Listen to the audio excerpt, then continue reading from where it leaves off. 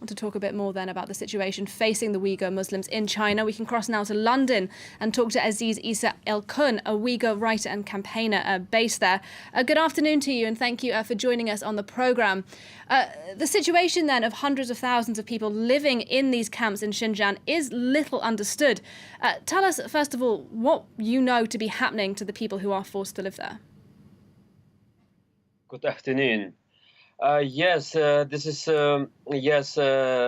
beginning of this year. Many Western media reported about internment camps building by China Xinjiang authorities.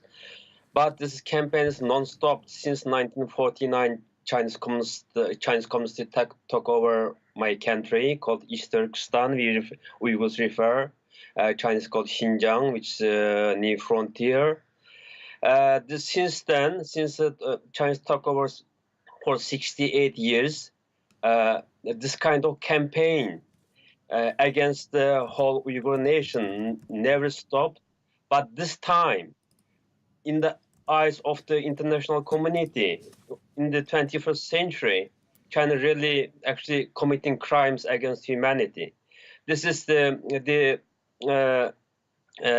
forced assimilation of the Uyghurs, banning the Uyghur language, arresting all academics, intellectuals.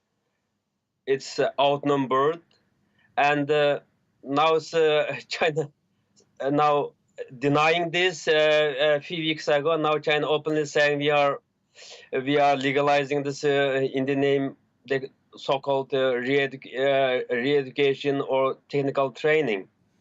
But actually, the actual number of Uyghurs which kept in Chinese detention or internment camps or concentration camps outnumbered. There's at least several million Uyghurs now kept there, and now we are receiving more news. The Uyghur detainees now moved to eastern province of China like Heilongjiang and Gansu. And so there's countless Uyghur young children separated forcefully by the authorities, also transferred to in China, forced them to educate in Chinese language. And there's also lots of information coming out now. China declared war about Uyghurs' halal diet.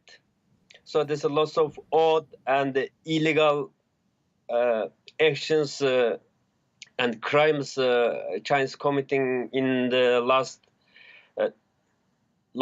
2-3 years. Yeah, there's a new US congressional report which talks about possible crimes against humanity here.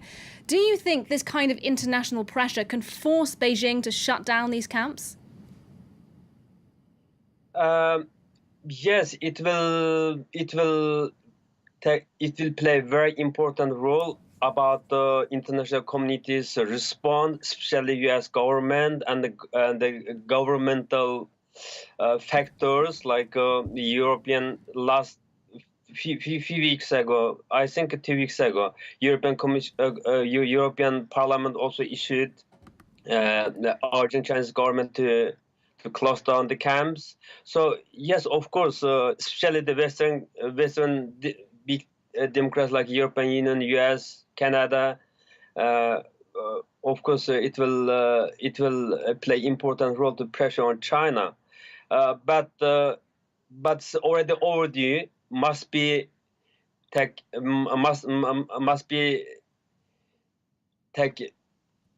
immediate action. All right, unfortunately, we are going to have to leave it there. But Aziz El-Kun, a Uyghur campaigner in London, thank you very much for your time here on France 24 today.